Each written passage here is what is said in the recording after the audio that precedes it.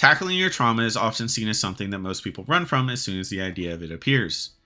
It is human nature to flee from the things that hurt us the most, but as many find out, life is never so simple. Some aspects of our humanity are so deeply rooted in what lies beyond the veil of our own consciousness that it can feel impossible to track it down to its source sometimes. From the very root of our beings, trauma finds a way to undermine us from the inside in a way that can rarely be fixed unless we face it. This concept is the basis of Kulebra and the Souls of Limbo. The idea that all we need sometimes is a little push to save ourselves from our own demons. The story has you taking control of Kulebra as he attempts to find his own purpose while assisting the souls of those trapped in Limbo, a purgatory-esque plane of existence where you wake up in the beginning of the game. This has you seemingly starting off on a simple journey with only an old woman's words to guide you forward. The simple task of helping souls move on leads you through a variety of vistas that are each unique and tell their own stories of the denizens that call it home. Throughout your time exploring these places, you get to deal with a wide variety of characters who need your help to get over the memories keeping them from passing on.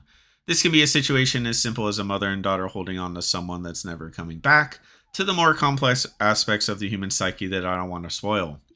Just know that this game doesn't pull its punches. Every one of the different levels of trauma that you're exposed to is presented in a way that really makes you feel for the souls you're helping. These moments are beautifully done, and though I don't want to give too much away, just know there are more than enough times in my 10-hour playthrough where I felt my lip quiver a bit in a wow, that's rough sort of way. It leans into what makes these emotions uncomfortable and runs with it, presenting the character with a story that will definitely resonate with you if you have dealt with any of the traumas it tackles. I was completely blown away by the story and the developers created, and have to give them credit for tackling such a sensitive aspect of what makes us human. The world is split into these three distinct zones that all have their own art styles and NPCs that call it home. It has a very natural way of making you feel like you are progressing. The first area is a small vista with one building and only two NPCs. The next town over has a few more buildings and the NPCs to accompany them, and so on as you make your way towards the last city, which is this bustling utopia with dozens of buildings filled with all sorts of NPCs that have various things to offer you, as well as side quests you can take part in. Though the game itself is mostly linear, there are plenty of goodies off the beaten path, and I highly encourage you to take part in the side quests as well as explore the areas outside your main mission.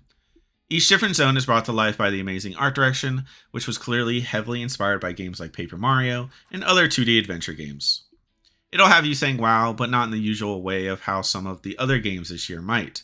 It's cute and bubbly in a world absent of much happiness and hope, and honestly the colors really complement each other in a very Dia de los Muertos way. The movie Coco comes to mind, and I have to say they nailed it. The art style does a perfect job with its bright colors and smooth edges to contrast the dark thoughts of the souls that call it home. The gameplay systems are relatively easy to explain, and honestly most of your actual time will be spent reading clues and deciphering puzzles that will help you with your goal of assisting the souls you run into. Most of the time you're going to be Sonic speed running around as you try to discover what makes each of these souls tick before confronting them about their traumas.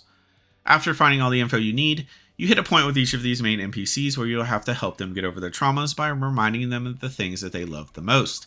This leads to an interesting mini-game where they question you about the information that you've learned with a bar at the top of the screen either filling or depleting as you get their questions right or wrong.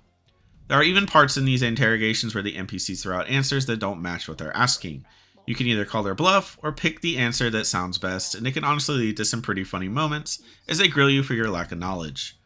If you win the minigame, the NPC is cleansed of their darkness and the traumas that have kept them in limbo, and they are allowed to finally pass on to whatever exists at the light at the end of the tunnel. If you lose and the darkness gauge to 100%, well, you lose. Simple as that.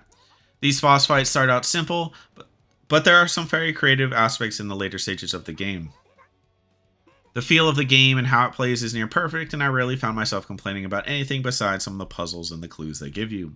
Some felt really well made, while others seemed to exist to torture you, but hey, that's fair. This is meant to be this hellish loop these characters are stuck in, and it fits the story. Kulebra and the Souls of Limbo is an artistic marvel to look at that many will enjoy for its creative puzzles and gorgeous world that you are pulled into. The story does a very good job of tackling the idea of trauma and how it can weigh you down, and how it affects those around you.